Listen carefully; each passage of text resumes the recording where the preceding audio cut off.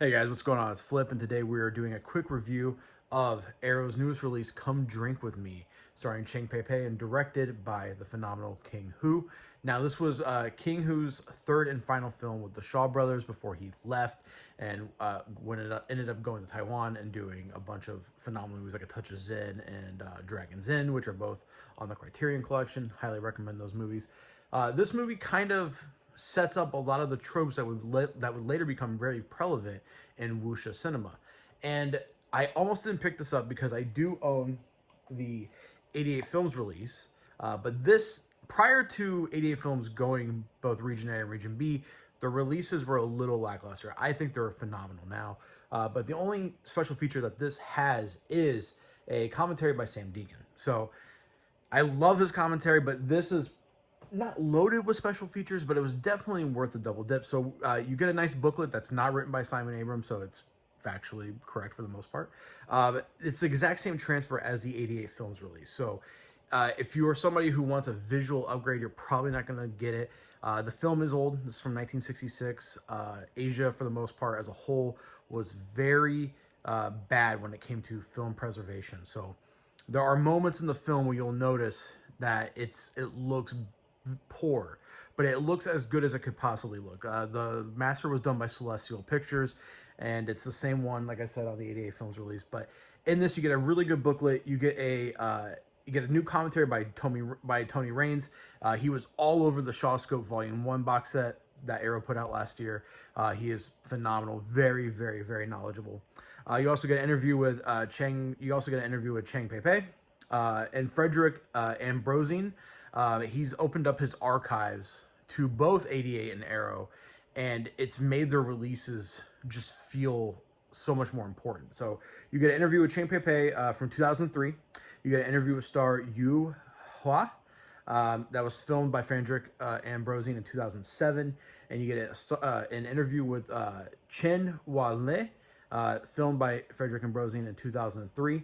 You get Talk Story with Cheng Pei Pei, a 2016 Q&A at the University of Hawaii, moderated by George Chun-Hua Wang.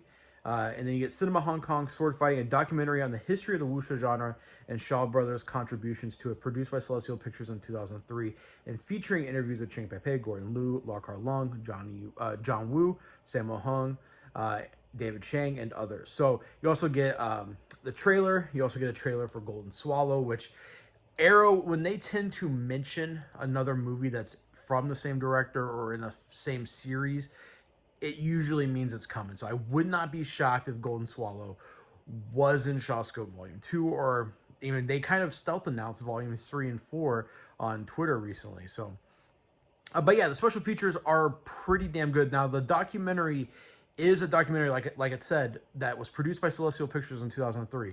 I have a ton of Shaw Brothers DVDs, and in this documentary is actually on a couple of those. So this is part 2 of a 3-part documentary series that Celestial Pictures produced back in the day, and that Arrow is re-releasing in their box set. So I'm gonna guess they did say that this documentary is gonna be in Shawscope Volume 2.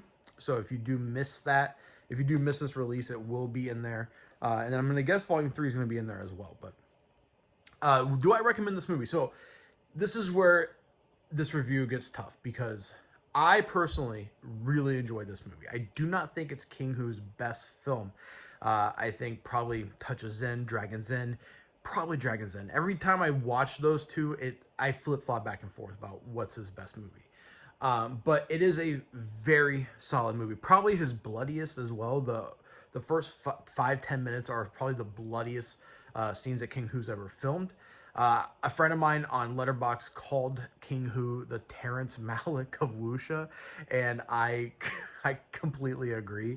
I can totally see that comparison. But yeah, the movie's a simple revenge story. It's got some twists and turns. Cheng Pei Pei is absolutely phenomenal as the lead, and it's crazy. She was only like 20, 21 when she filmed this, and just absolutely is a star. And from what I've gathered, she wasn't a martial artist, but she was like a drama, theater, ballet dancer, I believe. So, and it kind of shows it. You kind of see that in the fight choreography. It's beautifully shot. Some of the shots are gorgeous, and the main villains are great. The whole movie's great, but if you go into this blind, if you've never seen Come Drink With Me, I could see people walking away not enjoying it as much. A lot of the tropes that we later get in wuxia films originated with this movie, and for that, it's a very important film. It's a very important film for female-led films in Hong Kong as well. But I would recommend go and watch some wuxia from the 90s, from the 2000s, especially the early 2000s, and then maybe come back and watch this. Now, I recently watched Temple of the Red Lotus, and I thought that had not aged great at all. It was terrible. I think I gave it 2 stars. This has aged a lot more gracefully than something like Temple of the Red Lotus, which was only, I believe, a few years prior to this.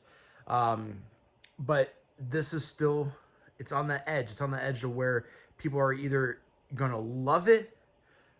If you're going in blind, you're either going to love it or you're going to hate it. But if you have a knowledge of wuxia and you have a knowledge of martial arts cinema, and then you watch this for the first time, you might end up loving it. For me, it's a love, and for me, it's a must-buy. And if you are a fan of this film and you have this release and you're deciding, should I upgrade, 100% worth the upgrade.